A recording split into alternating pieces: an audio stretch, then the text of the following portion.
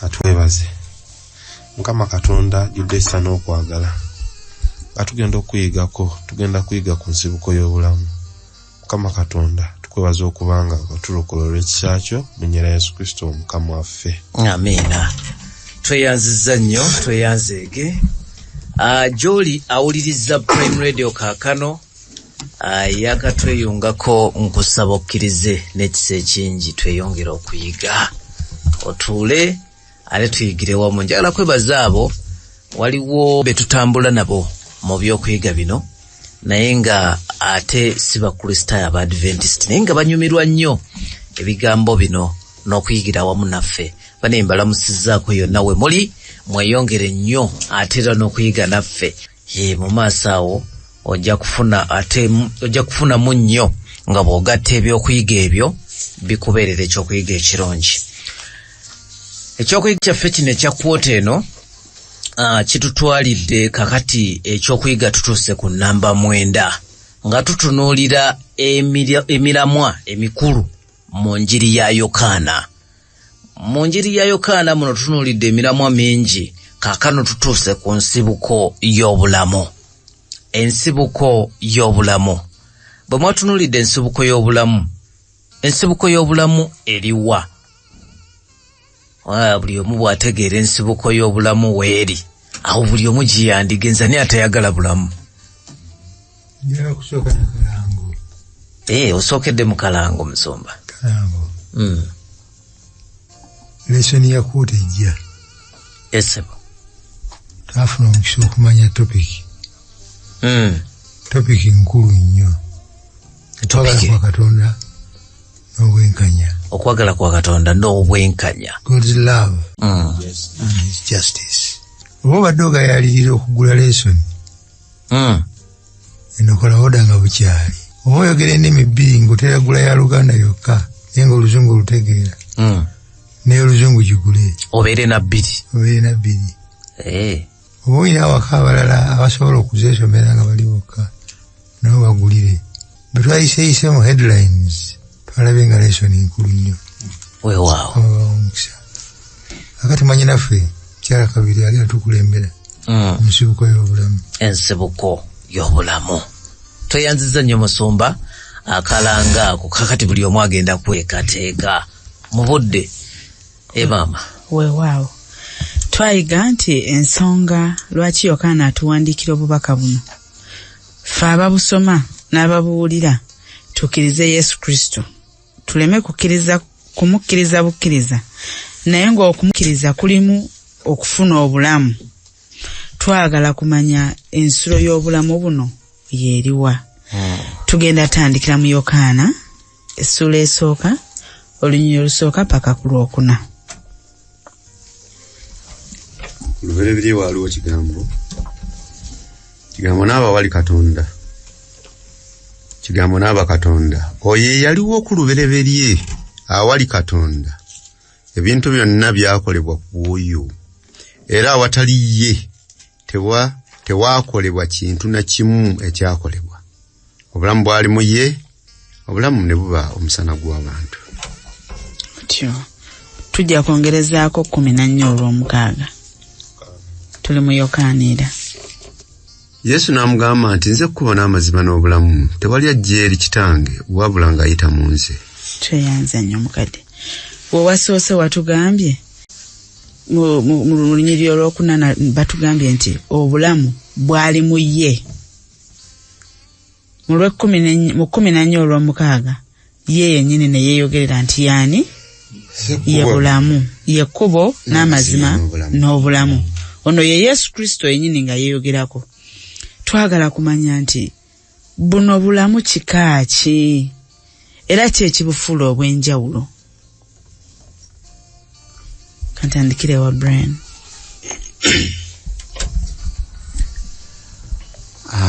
Webale nnyo. Bw'ayogera nti mu ye mwali obulamu, ayogera ku bulamu nga bwe tujja okulaba mu maaso nti obulamu obujjuvu.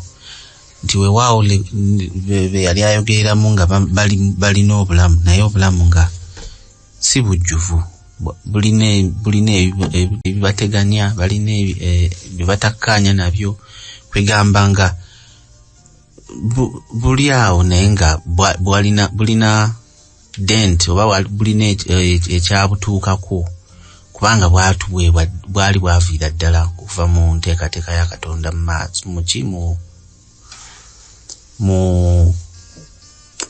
mu lubereberye. Sorry.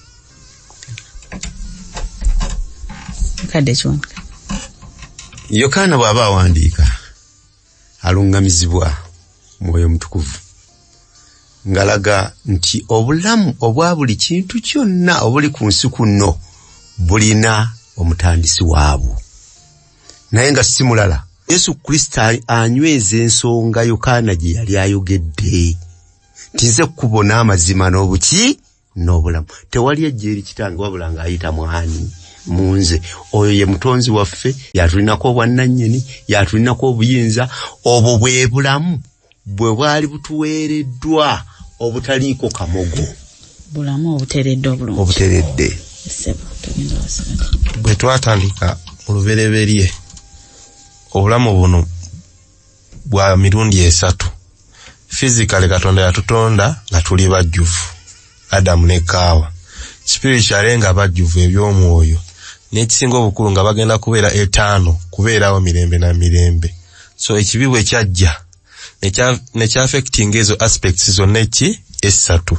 Kati Yesu mu kujja ekigendererwa kye ayagala kuzzaawo obulamu buno obwayonoonebwa buli.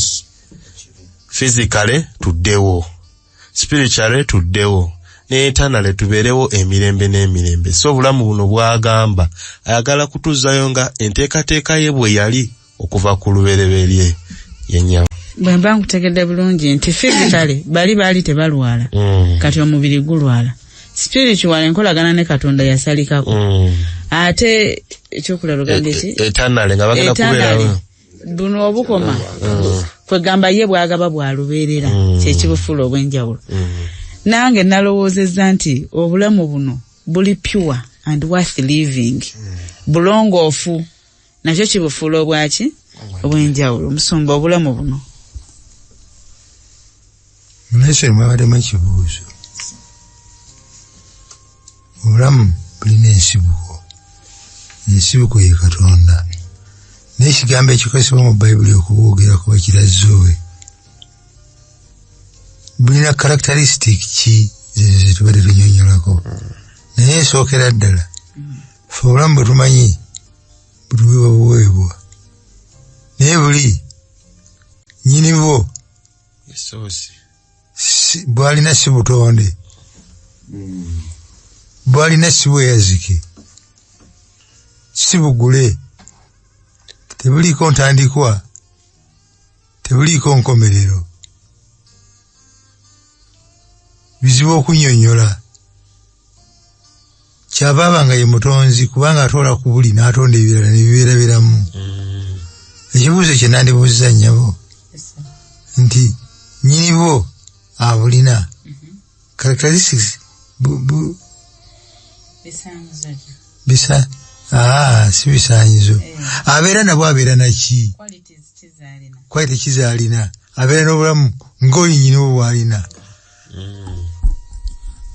Mpozi kannetwalira omukisa ogusooka okuddamu. Nannyini bulamu buno alina obuyinza. Authority. Wamaanyi wakisa. Bujjudde okwagala. Obulamu bwe buba bujjudde okwagala. Bwalubeerera. Ate bwa mirembe. There is also peace in this life. Kakati fe ababuyigako ebirabira byomwogere si bye byaffe,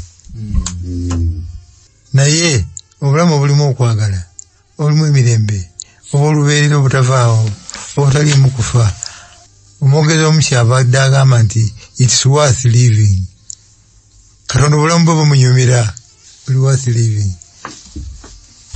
Era bw'agamba nti abanzikiriza mbawa obulamu ne mbubaawo mu bujjuvu. Katonda yali mu bulamu obujjuvu. Nyongereko bw'atonda Adamu ne Kaawa n'abafuwamu omukka ogw'obulamu, ne babeera abalamu n'alabanga kyakoze kirungi ki Adamu ne Hawa obulamu buno bwe baabufuna baafuuka ki oli byonna byali oli perfect, everlasting, loving, holy, kind. Senga tebayonoona bandibadde mu mbeera eyo ebeerekamu mukweraliikirira ebeerekamu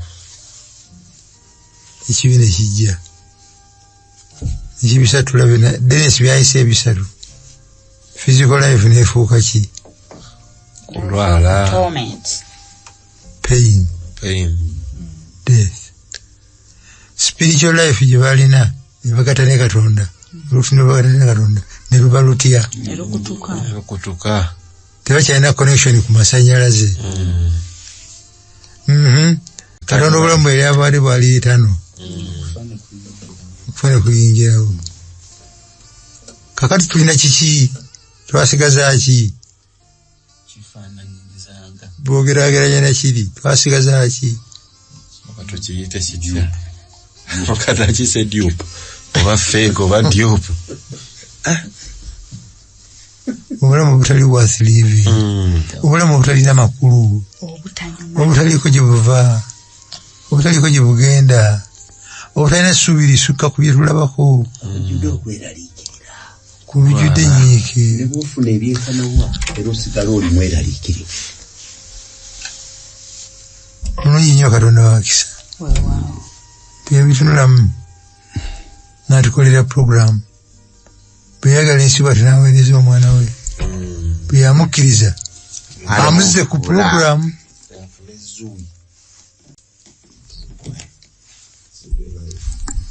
tweyanziza nnyo Musumba mukadde kiwanuka tusomereko Yokaana 3:14 paka 16 Brian atubuulire nti obulamu buno tubufuna tutya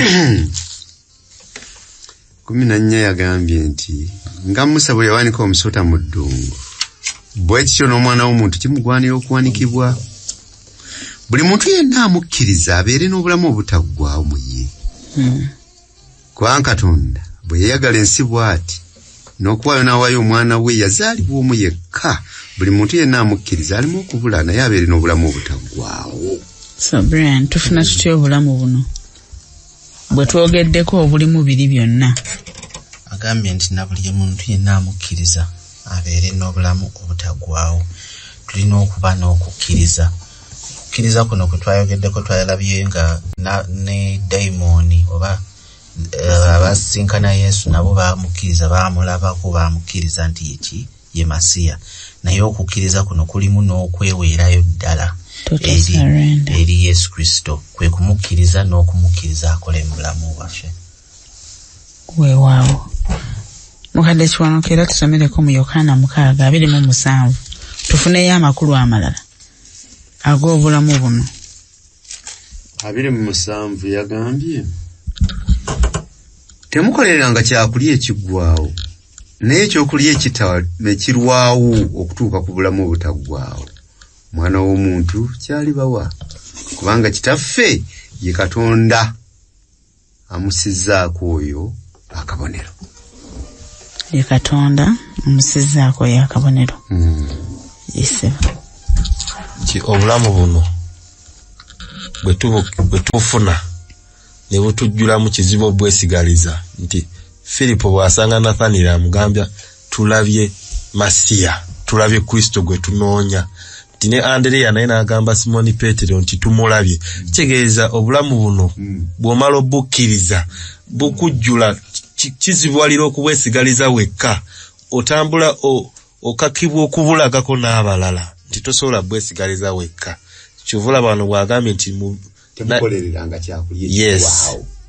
Ekitegeeza nti nze bwe mbufuna oba njagala oba saagala bwina engeri gye bujjulamu nze ne buvaayo n'abalala ne bakola ki? Ne bubuna abalala. Obulamu buno tubufuna ddi?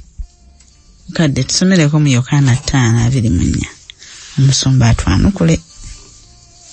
Dada mbagamba nti awulira ekigambo kyange nakkiriza oyo yantuma alina obulamu obutaggwaawo, so talijja mu musango naye ng'avudde mu kufa okutuuka mu bulamu. none ekyo ekibuuzo kyo kyobuuziza tubufuna tutya? Bufuna ddi? butandika ddi? muddamu mutyawo azitokkiriza Dagamba nti awulira ekigambo kyange nakkiriza. instantly bukkiririza obulamu buli bwebukola ki we bujjira. njagala otuzeeko emabega katono otusomereko mu 10 ndyoke mbuuza ekibuuzo. Yokaana essula 10 olunyiriro lwa 10 agamba nti omubi tajja wabula okubba n'okutta n'okuzikiriza, nze najja zibe n'obulamu era zibe nabo obungi. munzivunula ez'enjawulo abo bayise obungi awalala abuyita bujjuvu. mu luzungu they may have it to the full abundantly. akabuuzo kange bwe kagira busanze ntunula ntya? ndi mu buli bwe twagambye butalina lugendo. bwe nzikiriza Yesu nampa buno obuli abundant, bunfuula ki?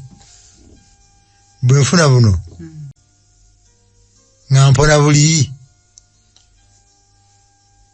bwe nfuna buno ebyange biwedde buno obuli 5 mirembe nebeetebayo eggulu kasita nga nfunye buno. musumba kyogamba era oliise nga gyanaŋŋamba nti kakati nga bw'ofuuse omukristaayo okkiriza ofunye buno ojja kubeerawo emirembe n'emirembe, tojja kufa. ekyala nga ngisazaamu eyo bwe bakuwa ofa eyo ogitwala mukyala Kabiito? sigitwala. ogitwala kuteesa gwe kuteesa okkiriza bakusanze oli mu buli waffe bugadi bengaliye muno bwofunye Yesu akugambye nti najja zibe n'obulamu zibe nabwo mu buki mu bungi mu bujjuvu nenzikiriza ebigambo ebyo nokkiriza ebigambo ebyo naga nti kakati nti ebyo biwedde teri kirala tojja kufa. ofa eyo gikkiriza ofa eyo si ntuufu sigitwala. kyekikugaana ekiyinza okuŋŋaana nti okufa temulifa kigambo kya bulimba okuva eri Setaani. okufa tujja kufa naye mu Kristo Yesu tubeera balamu. kendago byoka okaloginze nokayitako bulungi mukadde basoose n'obuuza nti mu bulamu buno tufuna ki? twabulabye nti tufuna emirembe, omujjude okwagala, okusanyuka, mulamu obwo. kakati ensi gye tulimu teriimu ssanyu, ensi gye tulimu teriimu mirembe, ejjudde kweraliikirira kubanga ne mukama waabwo omukulu ow'obulamu bwe yajja naye erabye byamu yagamba omwoyo gwange guliko ki? ennaku nnyingi zigenda kunzita. kakati ate ye mugabi w'obulamu buli obw'emirembe n'emiki n'emirembe, era okugenda okukakkana nga n'okumutta bamuttidde muki mu nsi muno. olwekyo nze bwaŋŋamba nti ate ŋŋenda kubeera mu nsi muno ate nga mpadde obulamu obujjudde okwagala, obujjudde emirembe, bulimu okugumiikiriza, bulimu buli kimu, siyinza kukkiriza butwala kubanga buno tubulinawo ku kaseera buki buseera era kyava agamba nti ndijja mbatwale nammwe mubeereeyo olw'ekibi ekiri mu nsi nti bunyuma nnyo nga tewali kibi naye ate enjawulo eriwo nti ze gwe abulina kati ndi wankizo kwoli atabulina yadde ffenna tuli mu mubiri gwe gumu tuli mu nsi y'emu naye ninako enjawulo nti nze nina essuubi nti bampaddeko ku deposit era waliwo lukya Mukama n'olaba nga akukoledde ekirungi n'osanyuka mu guno omubiri omubi so ze ndaba nti oba ofunye essuubi ofuna emirembe egitategeerwa nsi gye tulwako mu Bafilipi essula 4:6 mbaako n'enkizo kwoli atakkiriza bulamu obwo yadde ffenna tuli mu nsi ey'ekibi. Kanange nyongereko tumale nti ogambye nti tubale essuubi essuubi mukadde kyono kali agambye nti singa obulamu buno bwali butukomya wano nga teriyo kudda kwa Mukama waffe okutujjamu kali akaffe tusigaze buli bwokka tewandire mugaso naye twebaza Katonda nti butuwa essuubi erifuula buno obulamu bubeerekamu obulamu bulina amakulu omuntu amanyi yenva ne gyendaga nakali nkaagadde nnyo obulamu buno tuba twegasse ku mukulu wabyo gwe tusaba n'omugamba nti Mukama wange nkolerayo kano bw'aba yagadde n'akakola n'omugamba nze neewuunya wakitalo nnyo ngenda envi waffe ngenda Kampala mu kibuga paakingi nzibu we ngenda nebuga nti Katonda ntegekerayo ka paakingi nosanga yakikozeeko dda Katonda omukulu w'omuggulu epaakingi agimanyi ne ka paakingi kyesiza kugamba Museveni nti Museveni genda ntegekerayo paakingi nzija Mukama Katonda nosanga ogera okutuuka ali obwoyira oli n'asimbula n'avaawo atukolerayo bw'atukolera obufulu obulamu abundant hopeful meaningful worth a living okutuusa lwali tuwera ddala ekijjuvu. Njagala kukkaanya nammwe muŋŋambye nti obulamu buno nga obuva mu Yesu bwe tubufuna tufuna obulamu obupya. Afunye obulamu obupya buno kiki ekimubaako kadde kiwanuka Yokaana essula 1 ojja kutusomera 12 paka 14. Olwa 12 lugamba ne bonna abamusembeza yabawa obuyinza okufuuka abaana ba Katonda bebakkiriza erinnya lye abataazaalibwa mu ssaayi newankubadde okwagala kw'omubiri newankubadde okwagala kw'omuntu naye abaazaalibwa Katonda kigambo n'afuuka omubiri n'abeerako gye tuli ne tulaba ekitiibwa kye ekitiibwa ng'ekyoyo eyazaalibwa omu yekka kitaffe ng'ajjudde ekisa n'amazima. Abafuna obulamu buno kiki ekibatuukako? ayogedde nti bafuna omukisa okubeera n'obuyinza authority abamu baayogedde nti privilege ewalala bagambye nti right okubeera abaana ba Katonda nti waliwo ekyenjawulo ekituuka ku bantu bano abakkiriza nti ate tusemberera ddala Katonda tusemberera Yesu Kristo ne tuba n'obuyinza nga nebyetwogera tubyogera n'obuyinza. Gyali ekiro n'amugamba nti Rabbi tumanyi nti oli muyigirize yava eri Katonda kuba nti wali muntu yayinza okukola obubonero buno bwonna bw'okola ggwe wabula Katonda ng'ali naye. Yesu n'addamu n'amugamba nti dada nkugamba nti omuntu bw'atazaalibwa mulundi gwakubiri tayinza kulaba bwakabaka bwa Katonda. Kote munamugamba nti omuntu ayinza atya okuzaalibwa bw'abanga mukadde ayinza okuyingira mu luto lwa nnyina omulundi ogwokubiri n'azaalibwa. Yesu n'addamu nti dada nkugamba nti omuntu bw'atazaalibwa mazzi na mwoyo tayinza kuyingira mu bwakabaka bwa Katonda. Ekizaalibwa omubiri kiba mubiri n'ekizaalibwa omwoyo kiba mwoyo. Olw'omunaana. Teweewuunya kubanga nkugambye nti kibagwanira okuzaalibwa omulundi ogwokubiri.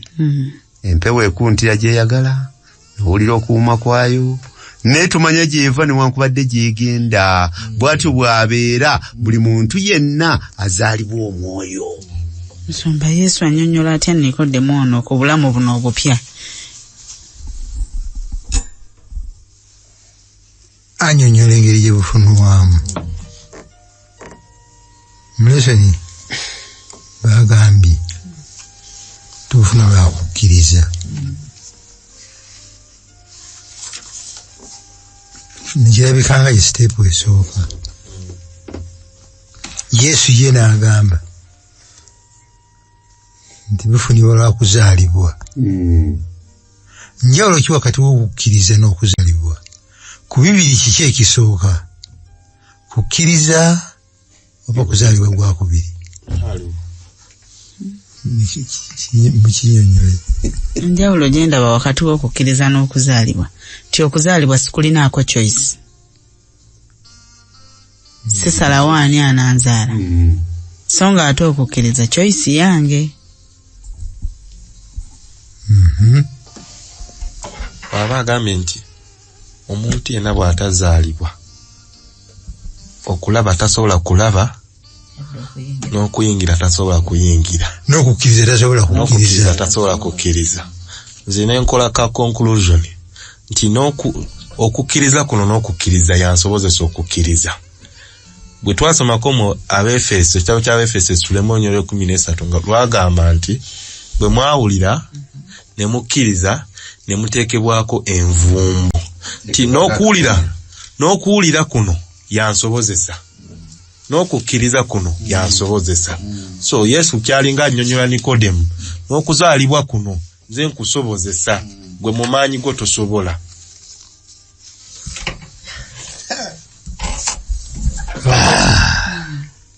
Mjala Kabeto yasise kutuga nti okuzaalibwa tekuliko choice. Choice ebeera y'abazadde bo. Omuntu nga tasoose kuzaalibwa Katonda kennyini, kubangibwa Katonda kennyini, kuwugibwako Katonda kennyini, asobola okulaba obwakabaka bwa Katonda n'abukkiriza. Lwaki? Bakolinto ekyobere 2:14 nti omuntu w'omubiri 2:14 agambye naye omuntu ow'omukka obukka takkiriza bya mwoyo gwa Katonda kubanga bya busirusiru gyali era tayinza kubitegeera kubanga bikeberwa mwoyo. Ky'oba olaba tetulokola kukkiriza kiriza kuli naye Befeso 2:8 n'agamba nti n'okukkiriza kirabo. Omwoyo gwa Katonda Denesi olulala nyonyola bulungi nti omusajja ono bwe baazibula amaaso Yesu yamusanga mu mbeera ki? Ali mu kizikiza. Ebiyitibwa abantu tamanyi bifaanana. Tabirabako. Ani yaleetereza ekyokuwonya? Yesu. N'akola atya? Amuzibulako ekitundu. Namukwatako maaso. Ne gaba gatya? Ne galabalabamukko. Nalabalaba ku miti. Nalaba emiti nga gitambula. Yalabidde ddala? Nedda. Naddamu n'akola ki? N'amukwatako. Oluvannyuma n'alaba ki? N'alabira ddala. Nalaba abantu. Ne mu by'omwoyo bwe tufaanana. Kisajjane. Mu by'omwoyo tosobola kululwo. Omuntu yazaalibwa mu kibi ne mukwonoona nnyoko mwe yakuzaalira. Mu kululwo tosobola kutegeera bya Katonda. Yesu kyagamba nti omuntu bw'atazaalibwa mulundi gwakubiri tasobola na kulaba ng'omusajja oli omuzibe. Kaakati alina waakutuusa nga n'akubuuza kakati olaba ki? Kati ndaba bantu. Omwoyo wamala okuwujjawujjako ng'owulira ekigambo. Alina waakutuusa n'akubuuza kakati ogamba ki? ekyamukyala kabiri wekigira choice yo wegira nogamba kisebo njagala kulaba nzikiriza era nkwebaza nnyo omusajja oli bamubuuza nti wange byabadde bitya naga nti tesifaayo bamwe mugamba mutya manyi kimu kati ndaba oba nali muzibe kati ekitegeeza musumba nti wano tulina emikisa gya mirundi ebiri mu nsi eno mu bulamu buno bwe tulimu omukisa oguwujjiddwako n'abaliri ne banga balaba miti n'abalala balabira ddala kati abantu okutuusa Yesu lwalidde agenda awujja teriyo ddala kubanga Pawulo yagamba tulabira muki mu ndabirwamu ebitalabika bulungi okutuusa lwalijja netulabira maaso ku maaso etegeeza nti yenjiri eno tutambule nga tubategeeza amawulire amalungi aga Yesu abawujjiddwa bategeera ekigambo baba bakajja bamubalaba miti Mukama wakisa nnyo basebe ne banyama Mukama wakusaasira kungi nnyo obulokozi bwonna bwe tulituuka mu ggulu teriyo kugenda kwenyumirizaamu wadde tweyanziza nnyo tulabye Yesu ng'agamba Nikodemu nti omuntu bw'atazaalibwa mulundi gwakumeka njagala mbabuuze wano ansa mujimpa omulundi gumu nti banaye mwazaalibwa mulundi ogwokubiri bulungi wangi twabatizibwa mu mazzi amangi namazzi oba na mwoyo oba na byombi obulamu bwammwe bwakyukako butya briefly mu sekendi nga 3 nnya buli omu ambuulireko bwe wabatizibwa ebisobola okwogerekeka bwe wabatizibwa bwe wafuna buno obulamu obujja bwe tulabye ensibuko yaabwo obulamu bwo bwakyukako bwe buba bwakyukako butya kantandikire wa mukulu kuteeza lugendo nga luwanvu nfunzizza ntandikiddewa mu sekendi zitono nnyo nze kyenyinza okuwa experience yange mu bulamu otandika okukkiriza mu ggwe nti ddala Katonda akola bikulu byokka olumu tulowooza nti tuliwo ku bwaffe era tukola n'amaanyi gaffe naye bw'omala okukkiriza n'obatizibwa Katonda atandika okwogeranga naawe n'owulira. Amiina. Yamukadde kyona. Yesu bwe yali abatizibwa bwe yava mu mazzi mwoyo n'amukkako. Nze olunaku olumu bwe nali mbatizibwa ekyenjawulo kye nafuna nalaba ng'eggulu erimbikkukidde.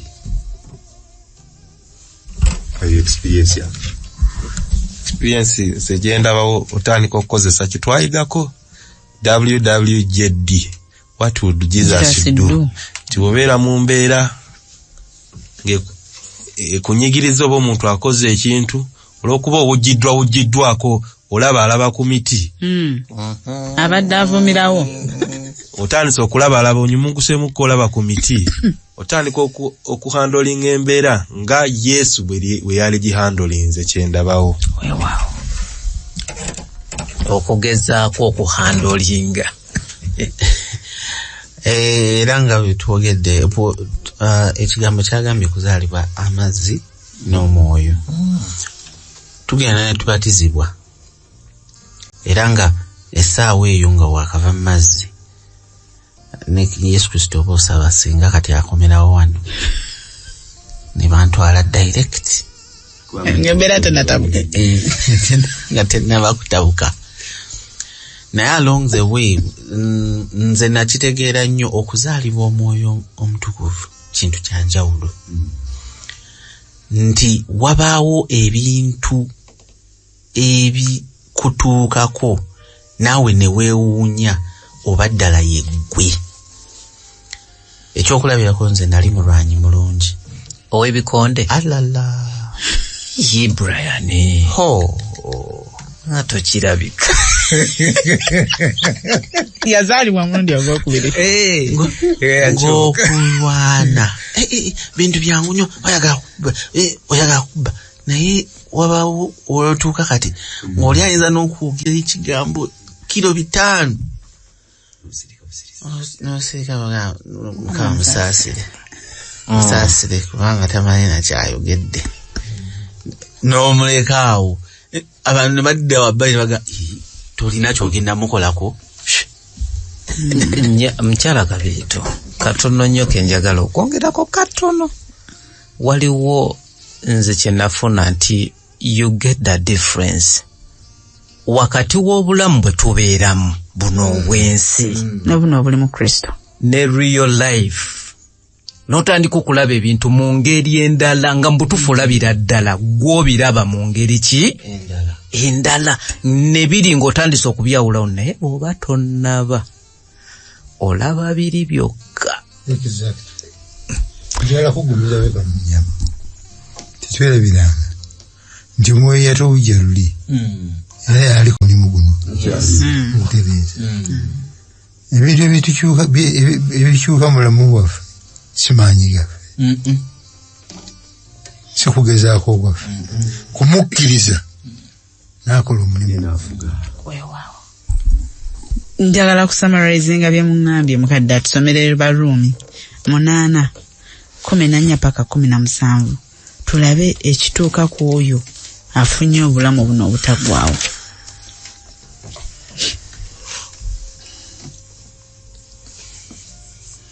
Kubanga bonna abakulemberwa omwoyo gwa Katonda abo be baana ba Katonda. Kubanga temwaweebwa nate omwoyo gw'obuddu okutya ne mwaweebwa omwoyo gw'okufuuka abaana atukaabya nti Abba Kitaffe. Omwoyo yennyini awamu n'omwoyo gwaffe ategeeza nga tuli baana ba Katonda. Naye bwe tuli abaana era tuli basika abasika ba Katonda era abasikira awamu ne Kristo bwe tubonaabonera awamu era tulyoke tuweerwe wamu ekitiibwa.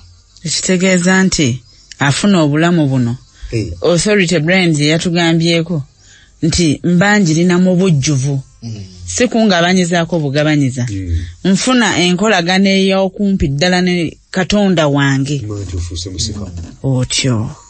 Kaakati ate waneeno Yokaana 1:11 Yokaana 1:11 nga kyaginoonyenya ese akagambo kali Brian ke yanyonyodde nti abamukkiriza yabawa obuyinza kavunulwa mu ngeri nga 3-4 mu Luganda abuyita buyinza mu Luzungu abamu agamba privilege awalala n'agamba right awalala n'agamba authority. Nze sifaayo bina bintuukirako ekintabula kiri eki nzaani gwe bajje gye banzijje olw'okubanga ngambye nti yes nzikiriza ne banyigiza mu royal family nga nva ku musabbibu ogw'omu nsiko nga nina full rights ndi fule connected mu nkiiko za taata z'embuga ntuulamu babaga buvunanyizibwa nange bampa bwe nfubutuka mu ofiisi wano nenfuluma ebweru bwe njogera ekigambo njogeza authority nva mbuga who am I? Kanka crowning kemwaliseeyo nti bwe nfuna buno obulamu obujja I am no longer a nobody. I am a someone. You are a Mrs. Kabiito. Yajja matwaleke abali matwaleke tebamusembeza. Yajja bamusembeza. Obuyinza okufuuka abaana ga Katonda. Yajja matwalege naye abali matwalege tebamusembeza. Tebagala kumanya. Sebadduka tunnyonnyoleko lwaki era otumenyereyo n'ekikanga kimu ekyaba abatamusembeza. Waji. Nze ndaba Mukama ekibuuzo ekyo kimusumbuwa kubanga bwe tusomako mu Isaya 5 agamba nalimeza Bibuli yange olusuku lwange olw'ezabbibu niye ndukolera buli kimu nini neebuuza ezabbibu efuwe ekyamuli noli byayitabo okubeeramu nti Katonda atuwadde bulamu buno bwe twogeddeko obuli abundant obuli self existing obuli fully nga bw'obufuna oba oli mujjuvu naye nekikwewunyisa nti abutadde ku mmeeza naye era n'otabulondawo kitegeeza naye Katonda ekyo it is a mystery naye nze ndaba nga bwe tuzze tugamba nti abamu baabugaana twawa ensonga zaffe nti abamu balina preconceived ideas ku masiya balina obbeera ne tulaba abalala balina theology omukyamu nga bo bamanyi masiya waabwe alina kujjako naye bwe tudda kuffa embeera zaffe kuffa ab'omulembe guno olumu weewuunya nti Mukama bw'agamba abaana ba Isirayiri ntadde obulamu wakati wammwe n'okufa emikisa n'ebikolimo naye n'abawa n'ekyokulondawo nti naye mulonde obulamu mubeere abalamu naye era ne bakola ki ne batabulonda nze ndaba awo omukyala Kabiito it is a mystery nze kibuzo yakabuzo yesewo fa abakkiriza naffe okutuwujjawujjako soka tulaba emiti tulabire ddala abantu tubona obujulizi abagaana oba tabawujjawujjako sebo twakitunuulidde ne tulaba nti Katonda waffe mwesigwa eri abantu bonna era tewali gwatawujjawujjako naye abantu bagaana bugaanyi nga Dennis bwagambye nti Katonda yennyini abagamba mulondeewo mbateddewo bibiri waliwo ekikolimo waliwo n'okufa nanga naye mulondeewo obulamu yegayirira naye n'okwegayirira akola ki akutaddewo abasajja n'abakazi olwaleero babuulirwa enjiri ey'ekigambo kya Katonda ne balagibwa n'okubatiza okutuufu nti kwakunnyika ne balagibwa ekigambo kya Katonda mu bujjuvu nti Yesu yajja ku lwammwe naye ng'ate bawujjiddwako ne Yesu bamutegedde naye ne basigalirayo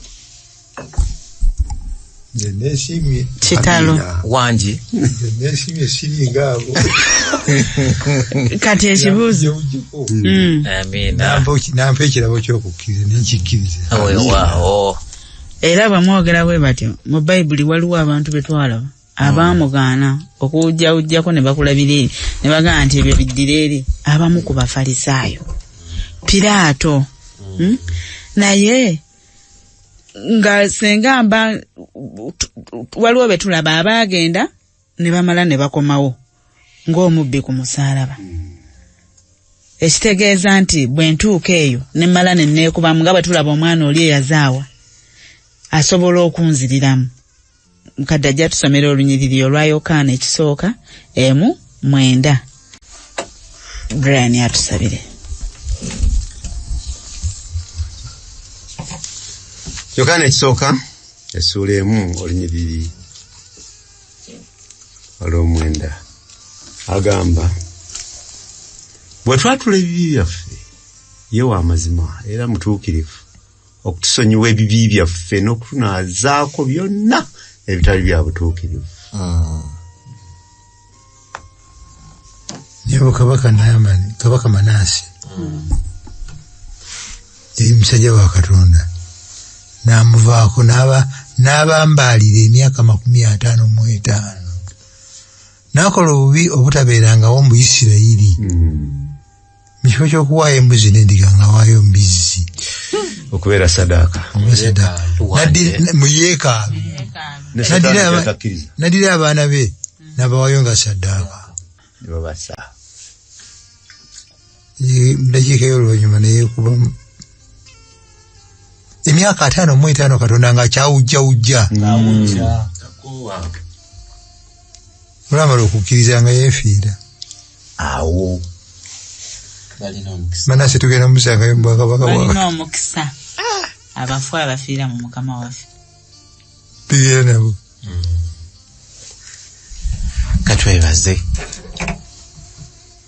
Katonda kitaffe twebaza tujja n'ebigambo by'okwebaza olw'ekigambo kino kyetuva okuyigako olwaleero nti ensibuko y'obulamu ye gwe Yesu Kristo era obulamu obujjuvu kaaka naye Katonda twegayirira obulamu buno bulijjo bubeere obulamu bwe tufuna bwe tulegako bwe tubeera nabwo okuyita okuva kaakano n'okweyongerayo okutuusa bw'olikomyawo bwakabaka bw'obw'omu ggulu.